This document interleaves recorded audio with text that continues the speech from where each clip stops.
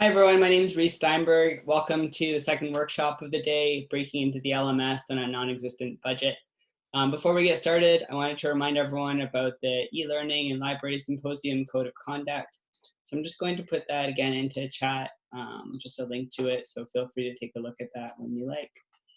And if you have any concerns or questions, please feel free to contact me or any of the other symposium planners. We're all identifiable by the word planner that's added to our names in Zoom. So next we're doing the second workshop, Breaking into the LMS on a Non-Existent Budget by Kaelan, Fiona, and Kate from Ontario Tech. And you're welcome to take it away now. Thanks. Okay, just 1 second, I'll share my screen.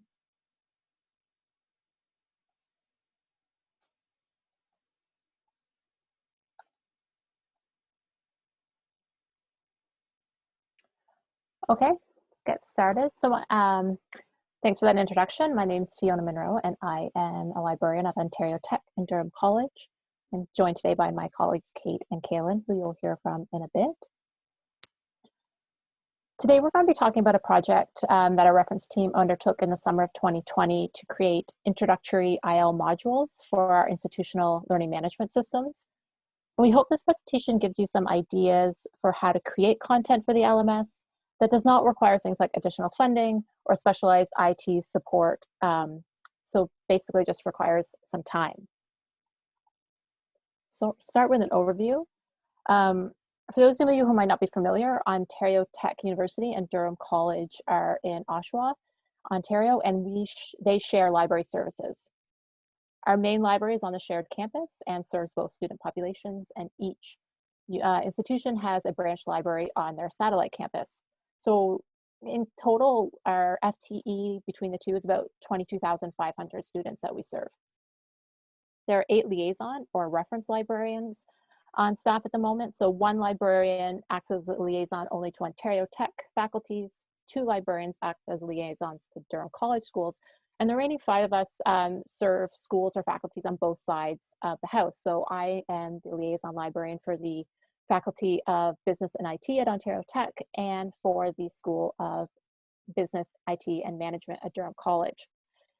In total, over the 2019-2020 academic year, we delivered 266 instructional sessions across Ontario Tech and Durham College.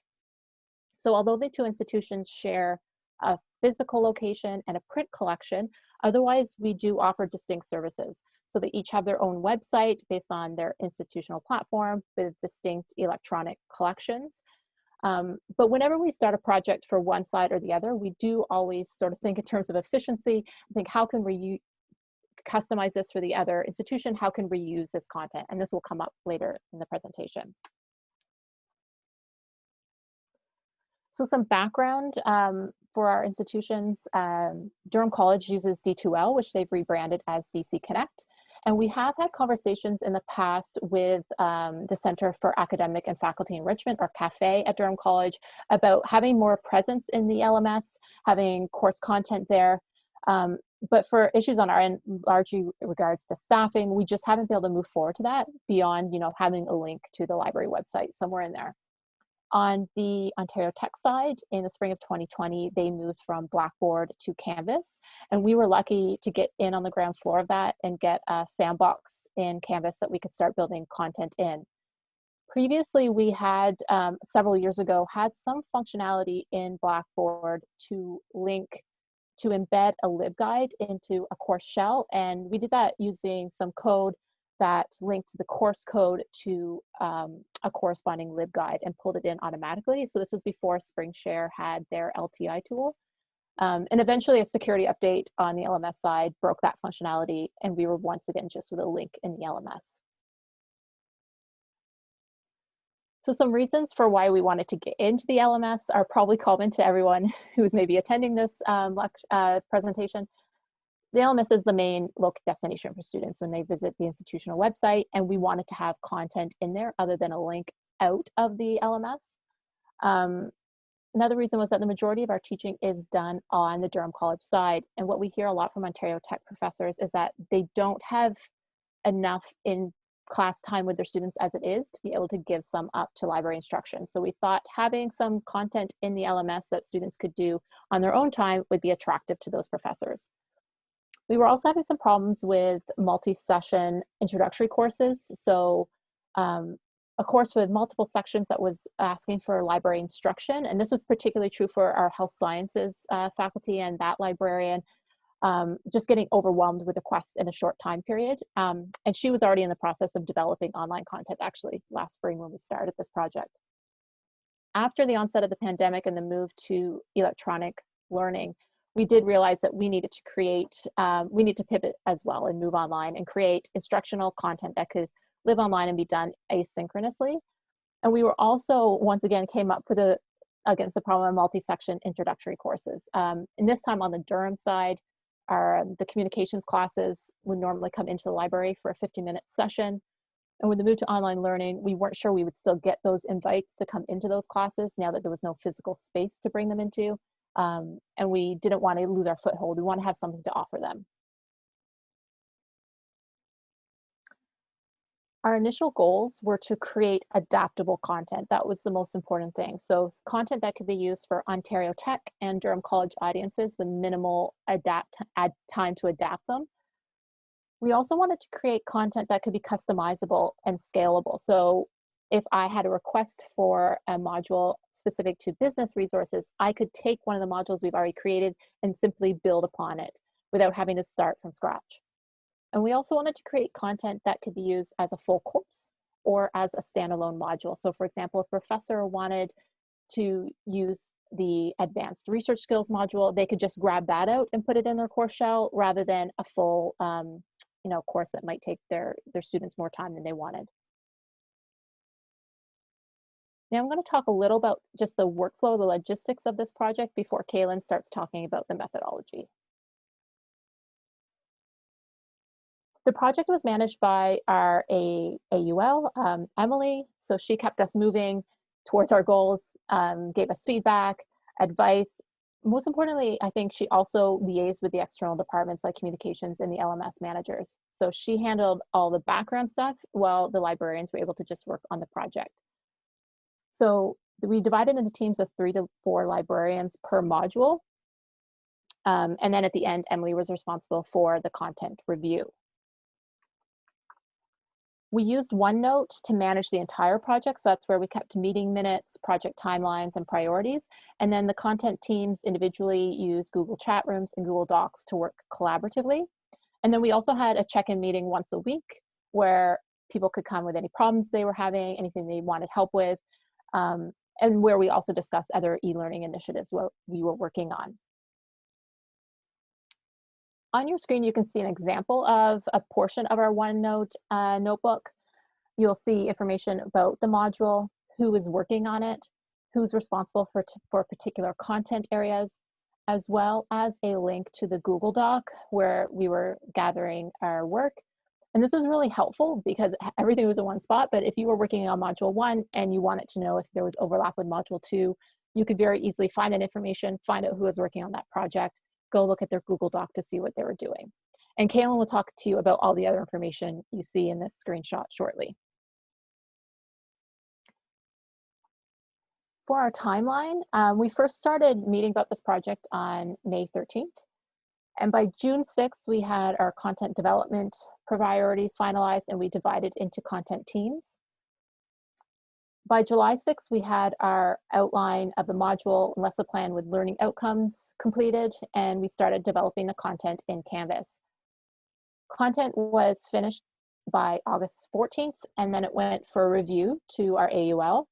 Once it was reviewed and approved, we started uploading the content to DC Connect. On August 26th, the finished content for Ontario Tech audiences was published to Canvas Commons. Conversion of content in DC Connect was still ongoing, so this would be stuff like changing any references to Ontario Tech to Durham College, changing out screenshots of our website because the branding is obviously different.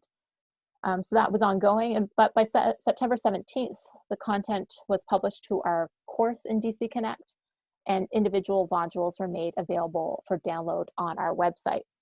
This is obviously a very quick turnaround. I don't know if we could have done this during fall or winter semesters, but I definitely think having such a short time period to finish kept us focused on completion, and I thought also kept us from overthinking it a bit. We didn't have time to wander too far off the path. So I think it was actually a good motivator to give ourselves, I say give ourselves as though we had a choice, but to not have a very long timeline. So now I'm going to hand you over to Kaelan to speak about our methodology. Okay, thanks, Fiona. Right, so I'm going to talk about methodology. So to begin with, what was our starting material? So all librarians that were working on this project had previously taught information literacy in person in prior years, and we built on that professional expertise and that pre-developed content. We sort of had a range of experiences from people who had been teaching information literacy in person for decades and people who had been teaching it for years. And so as you can see on your screen, this is just an example of the kind of content that we previously were doing in person. So a general introduction to library resources with sort of simple slides that were really covering basic information literacy concepts, sort of how to find information, how to filter, things like that. Slide, please. So in our choice of focus, we had some key goals and some key ambitions. We really wanted to cover those basic information literacy topics. That was sort of the bread and butter of our instruction, and also the area of instruction that was causing the most scheduling conflicts. We also had that eye to use the content for the college population as well. And so if we focus on those basic information literacy topics, those are applicable both to introductory undergraduate students and introductory college students. So as Fiona alluded to and mentioned, librarians have high teaching load for introductory information literacy in the college population, especially our health sciences librarian. And in some of those areas, like health sciences and some of the interdisciplinary areas, librarians struggle to meet the demand for multiple sessions. So we could sort of kill multiple birds with one stone if we focused on that. We were also hoping that by creating these modules and focusing on the basic information literacy instruction, that might free up librarian time for other projects. So we, as a team of librarians, had an eye to other projects that we might want to do, including some more complex and advanced instruction preparation, workshop development, and an increase in research consultations. And quite often we didn't have enough time to do that, especially in the fall semester and the start of the winter semester, because we were so focused on our information literacy instruction. Slide, please. So with those ideas in mind, we then did some brainstorming in those e-learning meetings that Fiona mentioned. We talked about our topics and we ranked them. So we brainstormed, we ranked our topics, and we discussed them with our associate university librarian, Emily, and came to this list of 5 proposed sessions. So you can see on the screen here a screenshot of one of our OneNote pages, meeting notes that sort of really break down what we were thinking, and these were our initial ideas. So sort of thought we could focus on Omni. We could talk a little bit about choosing an appropriate topic and the different types of sources. We had an eye to looking at sort of scholarly versus popular sources and peer review. We also like the idea of talking and developing a search strategy, topic, keywords, Boolean searching maybe. And then we also threw in the idea of evaluating sources, sort of the different mechanisms that you can do that, as well as maybe talking about citations. So those were the general ideas that we sent up the chain. Slide, please. And so with that starting material, so we had that list of our tentative topics. We then decided to use the ACRL framework for information literacy for higher education as a basis for these modules. So we took that framework and applied it to our sort of short list of ideas. So just as a refresher, that framework covers the idea that authority is constructed and contextual, that information creation has a process, that information has value, the idea of research is inquiry, scholarship is conversation, and searching as strategic exploration. Slide, please. So here you can see sort of how that application started to take shape. So we divided up into those modules, and you can see that we could have given them a tentative title, give a little description, and then applied those ACRL frames to each different module. So this is as we went along, sort of as we learned more about what it was we wanted to do, and the ideas were becoming more solidified, we just added more and more support and structure to them. So as an example, introduction to information literacy, description, what we would talk about, foundational introduction to finding, evaluating, using resources. We indicate that it would be great for first-year students as general introduction to those information literacy concepts. And it would hit the ACRL frames of research as inquiry, information creation as a process, and scholarship as conversation. Slide, please.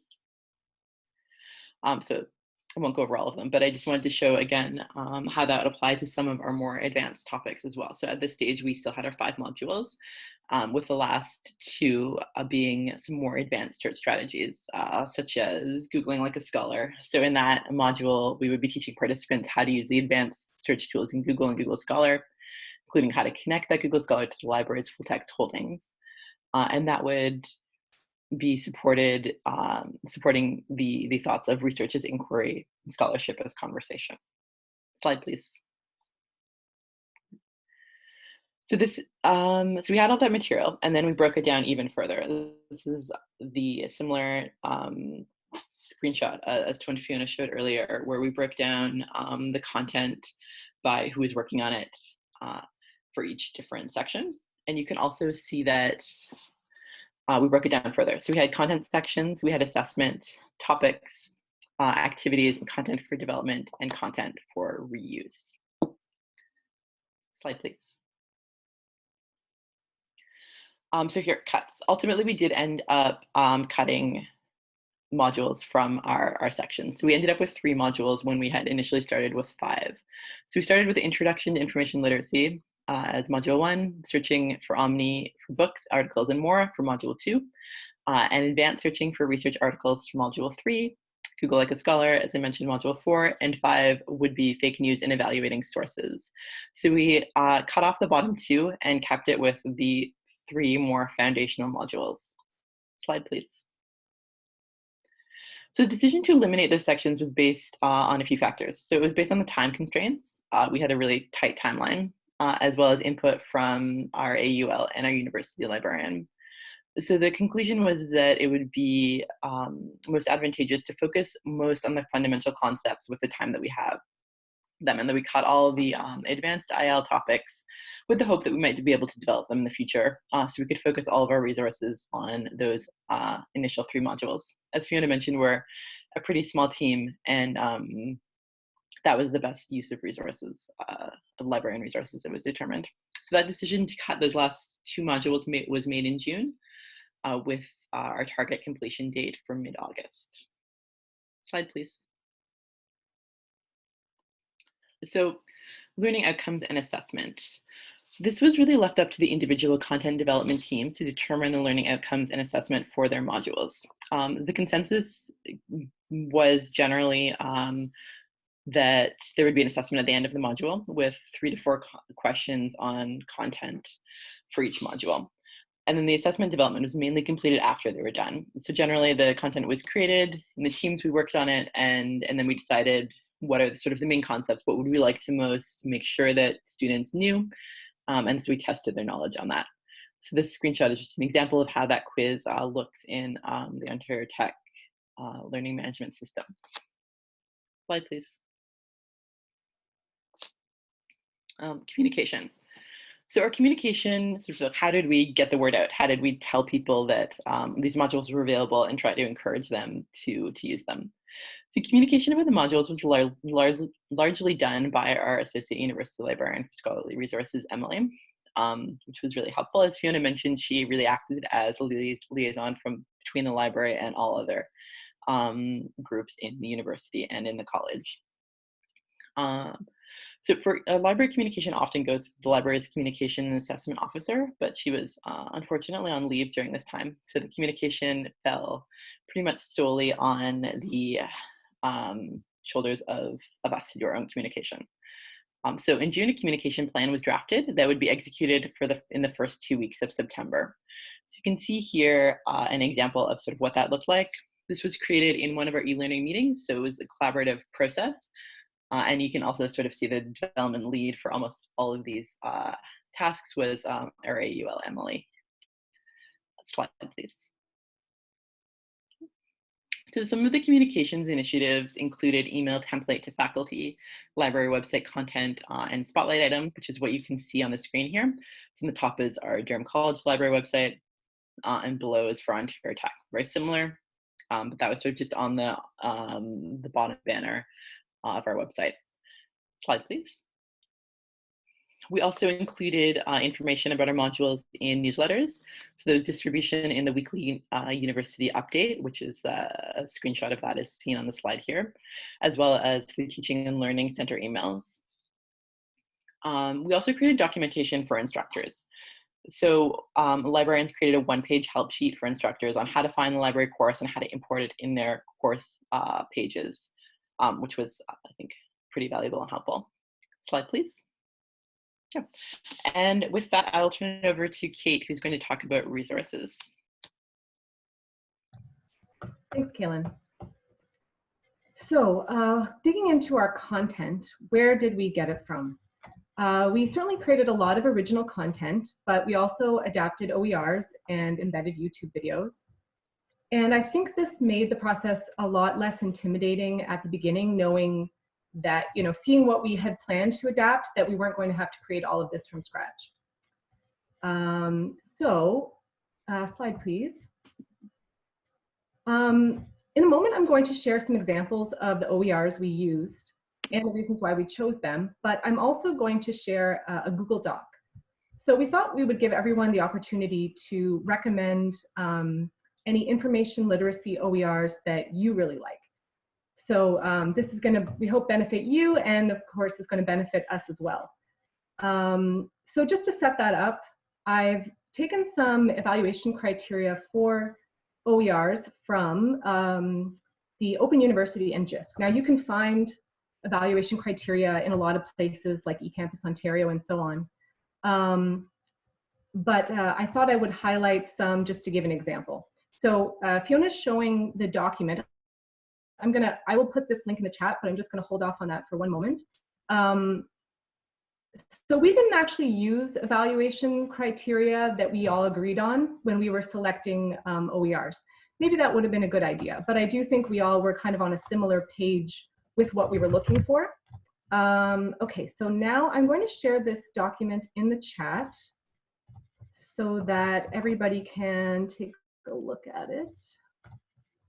There we go.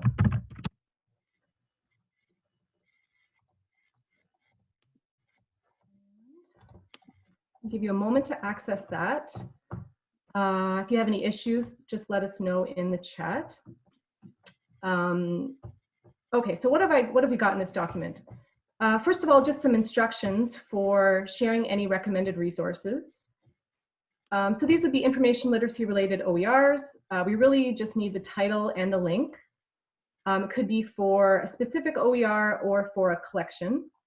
We're also saying you can recommend embeddable YouTube videos, even if they're not Creative Commons licensed, because of course those are pretty easy to reuse. If you want, you can add a short comment on what it is or why you recommend it. And also optionally, feel free to add your name and institution if you want to. Now, next I have, not that you have to use this, but I thought it would be good to add in the sample OER evaluation criteria. So let me just go over this right now. So in terms of content, of course, we'd all be looking at the fitness for our purpose and if it's relevant to our learning outcomes. Appropriate level of detail. This was really important for us because we had to consider both the university and the college audience. Accurate, objective, current, jargon-free, and engaging. For design, some of this you could apply to things that are, just text or text and images. Some of this is more appropriate to activities and other interactive components. So is it accessible? This was really important to us. So we tried to factor this in at every step. Is it interactive? That would be a nice bonus. Easy to use and well presented with clear navigation. high standard of technical production. I think, for example, choosing YouTube videos, that would be an important one. Works on different browsers and platforms. When we used H5P activity, well, we used one. A great benefit of that was that it does, it was easy to embed in 2 different LMSs, and it works in different browsers. And of course, something about the rights to reuse, so most likely a Creative Commons license, but sometimes something else. And then the third section of this document is the recommended resources. So we've kicked it off with some examples. The first 2 I'm going to address in the slides that are to come. So I'm not going to go over those. The third one we have here is another open ebook that one of our librarians used to adapt. And then I've also included McMaster University's How Library Stuff Works video series. So some examples here to get you started. So we're gonna give you another 2 minutes or so, maybe 3 minutes, we'll see how much we can handle the silence. That's a reference to the last session. If anybody wants to get started adding things, you can. We aren't going to return to this document though until the end of the presentation. So you do have some time. And of course, this document will continue to be available. So if you even wanted to add something later, you can do that and we'd appreciate it. All right, so let's give you a couple of minutes to just take that in. And if you wanted to add anything, you can.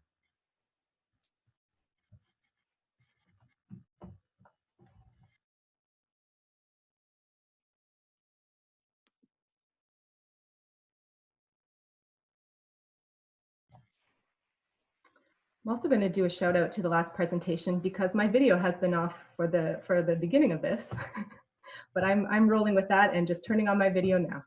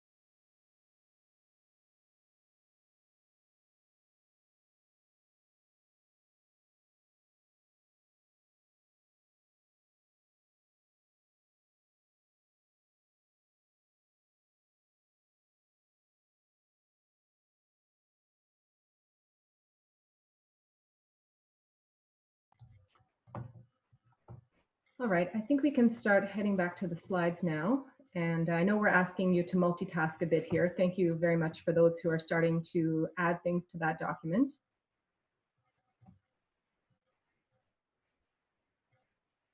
As I said, we will return to that briefly at the end of the presentation. So Fiona, I'll take the next slide. Thank you. So a couple of examples of OERs we used. This one is by Celia Brinkerhoff from Quantlin. This was really useful because it had the type of content we needed. It's explicitly aligned with the ACRL information literacy framework. It's about the right level for our university and college audiences. It's up to date Canadian, that's a bonus maybe. Includes images, videos, and H5P activities that we could have copied if we wanted to. Because this ebook is on the Pressbooks platform, it was very easy for us to copy and adapt.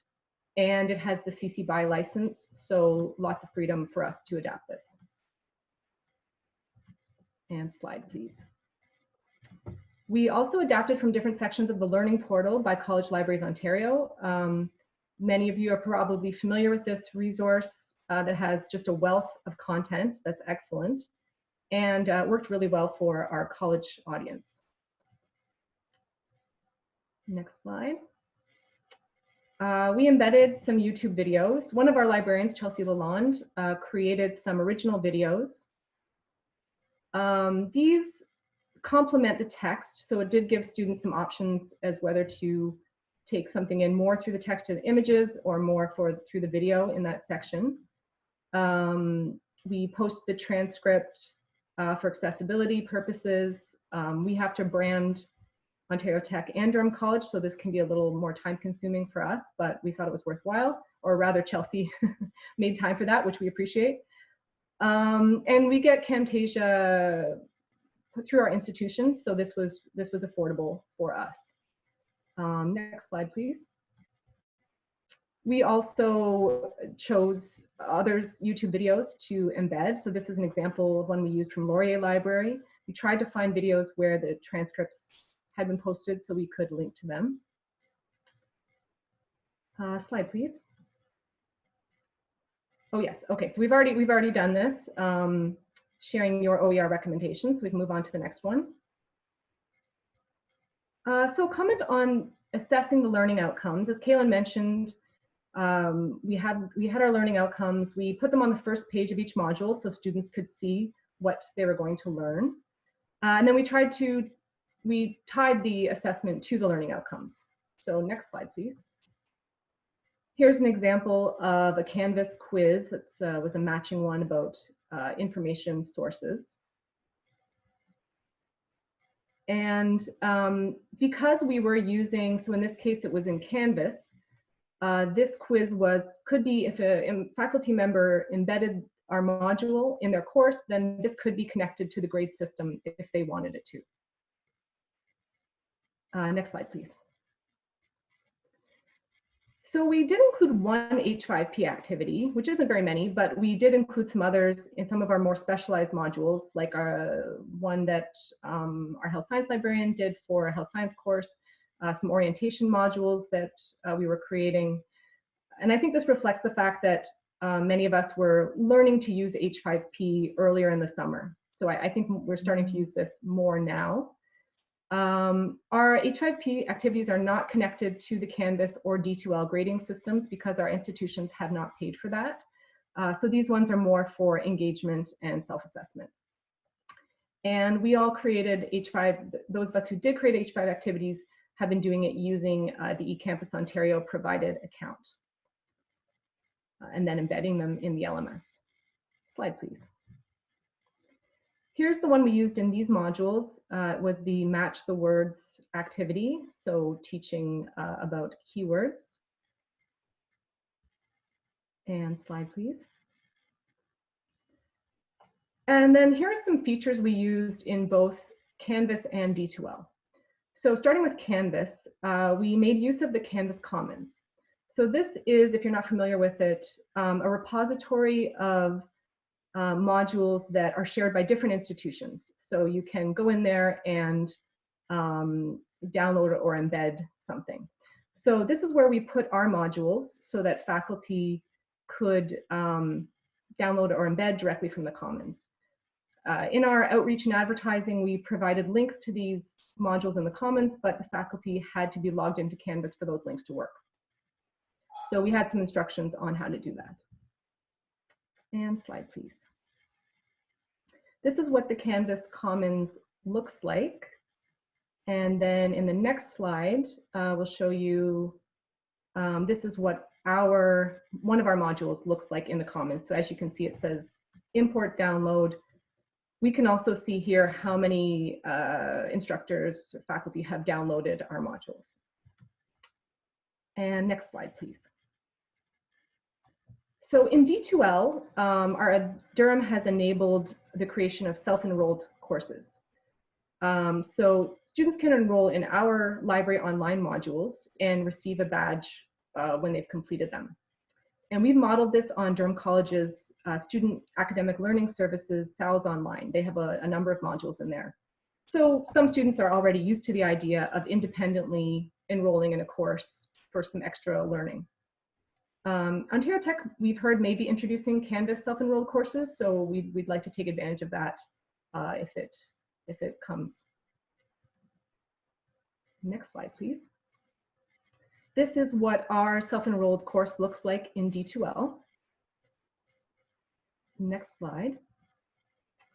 And we're lucky that, so Durham College has a Center for Academic and Faculty Enrichment, which is our teaching and learning center for Durham. And they have already created badges for SALs, so they were willing to create badges for our modules as well. These are saved in the awards section of the self-enrolled course. And so students get them as they complete each module. Now, if a faculty member embeds a module in their course, then the awards don't, the badges don't appear there because it's connected to the gradebook if they want it to be. So this also lets us track how many students have self-enrolled, which is a pretty high number. We were pretty pleased with the uptake, considering this is totally voluntary on the students' part. Well, I suppose instructors could have been right away encouraging students to self-enroll, but just based on as these numbers were climbing, we think most of the students were just finding them there.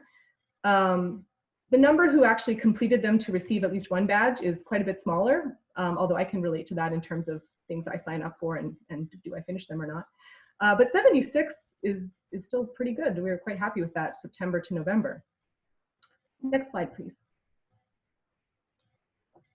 Great, and I'm going to pass it back over to Kaelan. Okay, thank you, Kate. All right, so I will sort of conclude by talking about what we learned and what our next steps are based on that. So a key point for us was our sort of somewhat unique position as serving both the college and the university populations. So this seems like something that is unique to us and that is worth discussing and worth highlighting. So as we've noted, the modules were initially created for the university population. And we always intended to adapt them for the college population. So as my colleagues have noted, that's sort of what we do with all of our resources. So we were planning on doing that, but our thought was that we would work over the summer and get the university modules ready for September, and they would be all set. And then sort of once we've done that, we can like take a bit of a breather, and then we work at adapting the college, the modules for the college population in the fall.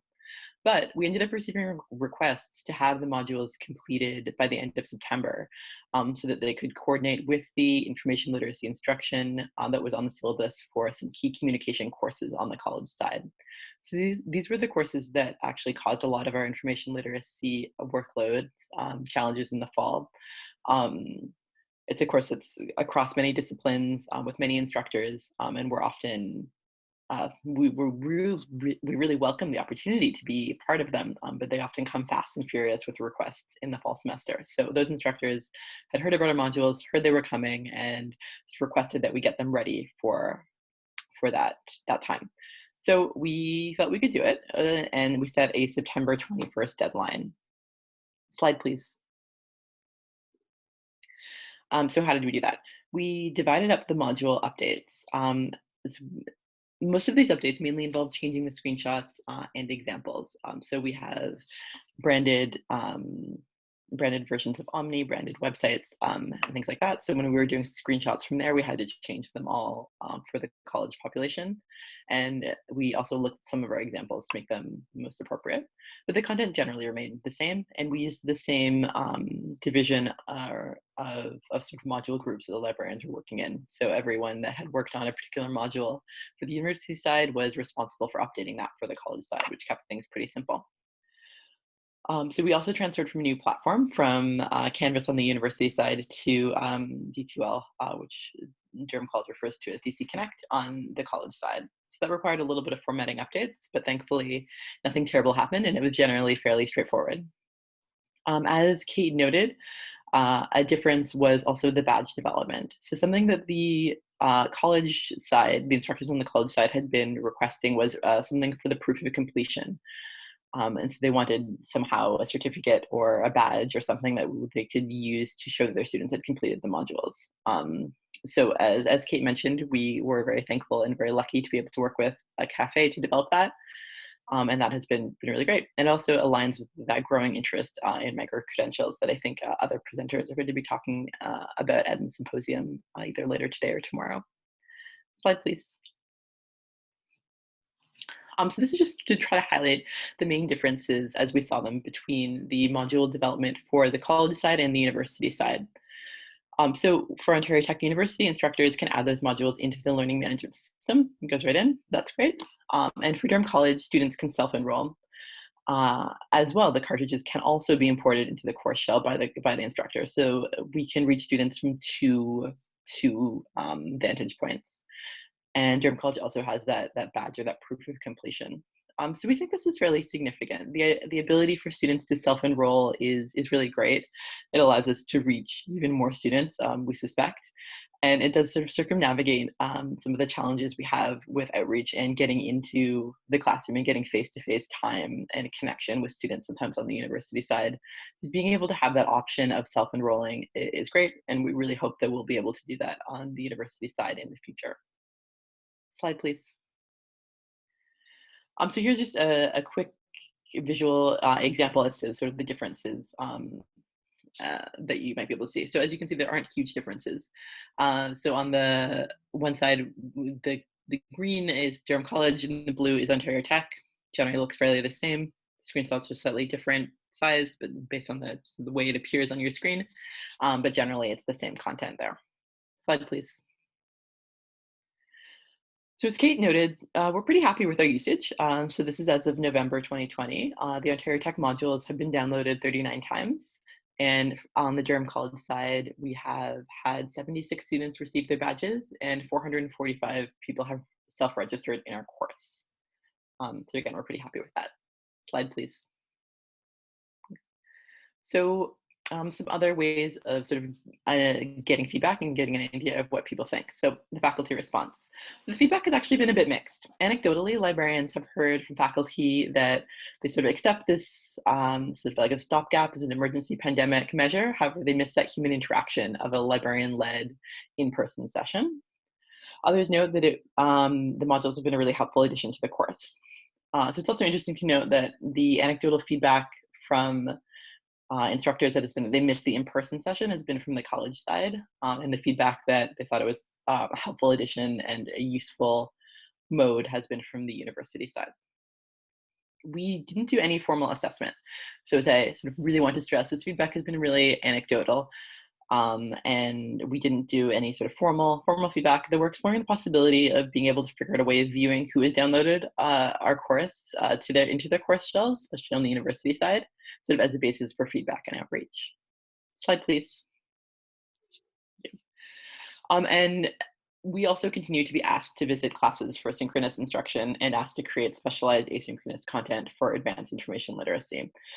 So our requests haven't dried up as a result of creating these modules. We've also seen sort of increase of other and desire for other services like reference consultations this semester. Slide, please. Additional modules. So as I noted earlier, we had to cut 2 modules to the list we had originally planned on. And so we might, that sort of has always been in the back of our mind when we think about additional modules. So we may add additional ones, though no date for development has been set. It's likely going to be that those modules would be the ones that had been cut, though we've also, there's also been interest expressed in content for graduate students as well, sort of an even at more advanced information literacy instruction. So that could include topics like evaluating sources, citation, advanced searching, research data management, and other scholarly communication topics. Slide, please. Yes, and as Fiona mentioned right at the beginning, one of our big goals was to be able to make the modules and this content that could be scalable. So we're also really interested in subject-specific modules that would have sort of targeted examples, would cover key subject-specific databases and resources. Thankfully, our health sciences librarian was already planning on this type of instruction and launched a fall 2020 pilot project for 2 courses in the health sciences. Slide, please. Thank you. Yep, so the Faculty of Health Science is a heavy user of the library instruction, and an online module was seen as a great way that could possibly help meet demand for those in-person lectures. So our health sciences librarian adapted the collaborative information literacy modules for 2 introductory health sciences courses this semester, and the initial feedback has been really positive. Slide, please. So a point on reuse. So the content that we've made is shared under Creative Commons licensing and is discoverable in Canvas Commons. So I encourage you to look us up if you're interested in seeing what we've done or interested in adapting that. Slide, please. So I will close with some lessons learned. So it was a big project that we took on. It was something none of us had really done before. And so here's what information we might impart to someone who is where we were last spring. So something that was key was a collaboration with other university organizations. So we were really lucky to be able to have good relationships with these organizations and to be able to connect with them easily and get lots of information. This was again in part to the great liaising that our AUL did as well. So we connected with Student Life, the Center for Academic and Faculty Enrichment, Student Academic Learning Services, and through them we also learned some best practices for distribution, documentation, and sort of who to contact next. So we really used our network in that way. Another thing that is key to remember is that perfect is the enemy of the good. So as we were going along, a lot of the feedback that we were getting from these other organizations was showing that we were actually doing better than we thought. We sometimes thought we were sort of working blind and sort of struggling to figure out our way to get through. But we actually found out that in some regards we were on the forefront. So that felt pretty good. Slide, please. Another big lesson that we learned was to appoint a project manager. This is something that we might not necessarily have thought of at the beginning of our project. We didn't order it this way, but looking back, it was something that was really key. So it's important to have someone who's able to keep the project moving forward and to have fresh eyes that are available for review. So as I said, we didn't set out for this, to have this work with this intention, but it ended up being really important. Our AUL filled this role for us. But we easily could see it have been done by a peer librarian or someone else on the team that could have been just as effective there. And so the final thought that we would really leave you with is to just begin anywhere, to take on this project. We were very unsure and daunted at the start, but once it began, things began moving quickly. And it worked out really well. We're very happy with it. And we can really jump from here and apply this information in a great way that I think will really improve our information literacy instruction practice. So you can do it, and we encourage you to do so. And feel free to reach out to us if you have, so we can check out your modules as well. Slide, please. And with that, I think we'll open it up to questions and discussion. I'll pass it back over to Kate because I think she is going to talk about that Google Doc some more. Yeah, thanks. While people are thinking of any questions they want to ask, I just want to refer back to our collaborative document. So thanks everybody who added to this. And I know I'm looking forward to exploring, clicking on all of this and seeing what's there. it made me think about how important it is when you're creating something to remember to add that CC license if you can and if you want to. Maybe not quite as important for YouTube videos because of, you know, of course we can link to them and embed them. But you know, it's not something that we always think of first. We added Creative Commons licenses to all of our LibGuides. But when you find something great, just to see that CC license and know that, you know, it's just not just a matter of taking inspiration from it, but that you could actually essentially copy it if you want to, is such a huge help. And the last one, the H5P catalog, I've looked at this a little, but this is really exciting too, to see this growing, and you know, information literacy activities that are being added here. So yeah, if anybody in the chat wants to comment any further on anything you've added, please feel free. But that's all I really wanted to say about that. So thank you for sharing.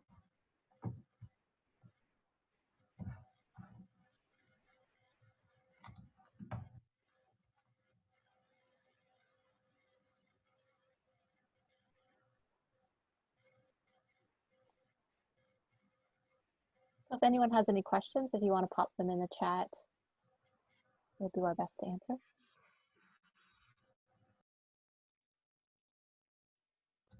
I may just seed a question for you as well. For those who did add something to the document, is there anything, like we had all that criteria when choosing OERs, but are there specific things that you really are looking for the most beyond just, you know, sorry, relevant to what you're doing? Oh, reshare the link to the Google Doc. Yeah.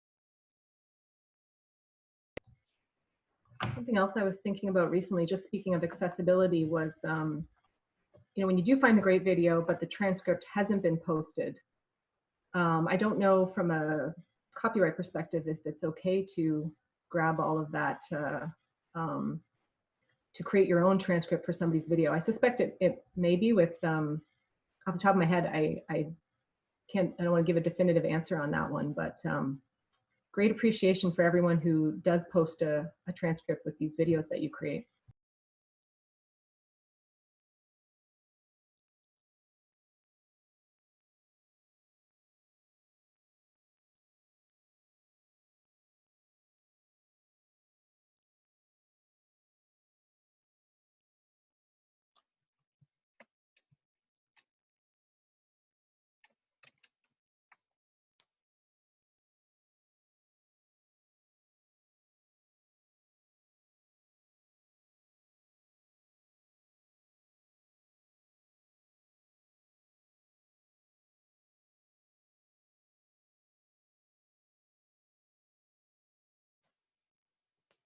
So we've had a question in the chat about the badges.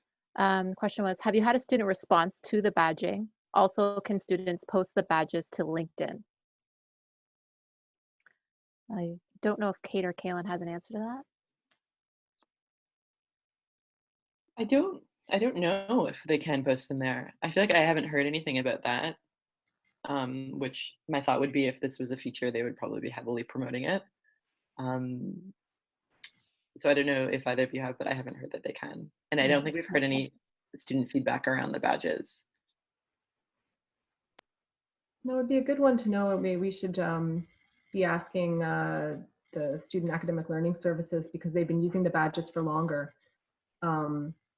Yeah, they do seem a lot simpler than when you see what students can get from micro-credentials and that type of thing, where they can more widely post it.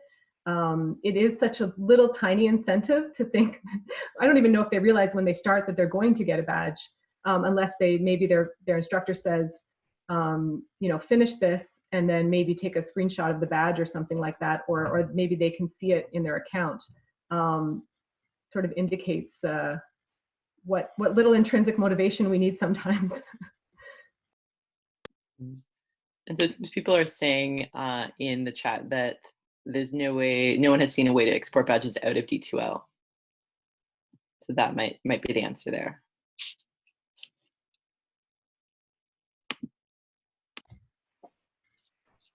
Credly sounds interesting. Gonna have to Google that one.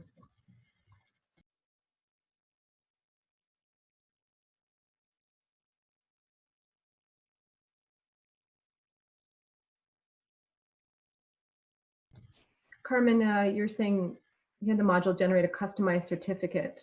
Did your library do that on your own, or did you get help from IT or elsewhere?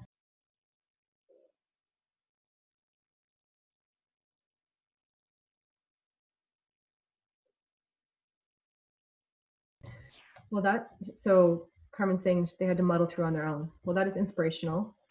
You said that was D2L? Yeah. Ooh, okay. Well, we're gonna have to look into that.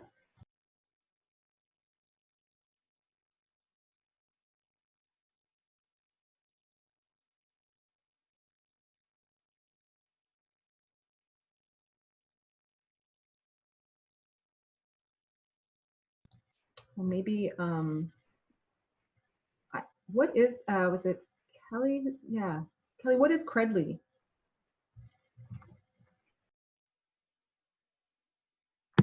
Sorry, I'll unmute because I'm one of the planners. You have to pay for it. Our TAGA program at Ryerson paid for it. You do the modules in D2L, but then the person in charge can issue a badge through Credly, and then it can go on LinkedIn and other areas.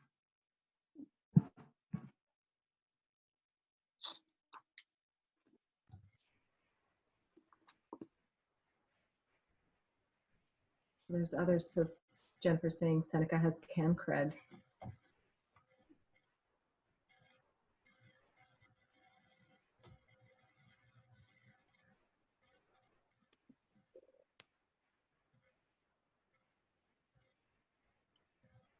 Well, thank you everyone so much for contributing to the document and for these questions.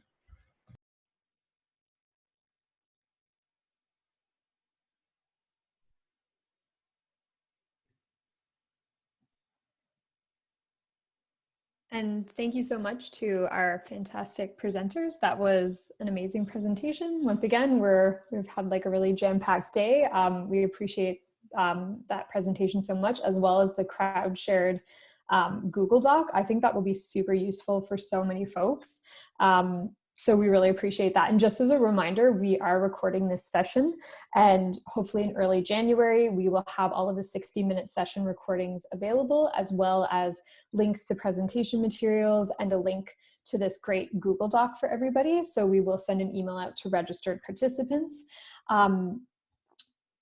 Oh, and Holly, one of our planners, just asked if it'd be okay from the presenter's point of view, if we could just share that Google Doc on the eLearnLIB Twitter. We could even share like a view-only doc. So you guys could just, well, you have my email address, so you could let me know, and then I can forward it on to Holly as well.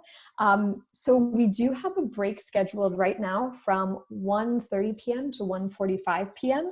And then our next 60-minute session will begin. Please note that for that session, we will be using breakout rooms. The presenter has asked to use that feature. So I will be locking that session. So if you are showing up late and you can't get in, that might be why. So just quick reminder, just try to get there on time or within the first 5 minutes or 5 to 10 minutes or so. So thank you everybody, and I will keep the Zoom room open. And yeah, hopefully you're enjoying your time so far at the eLearning Symposium.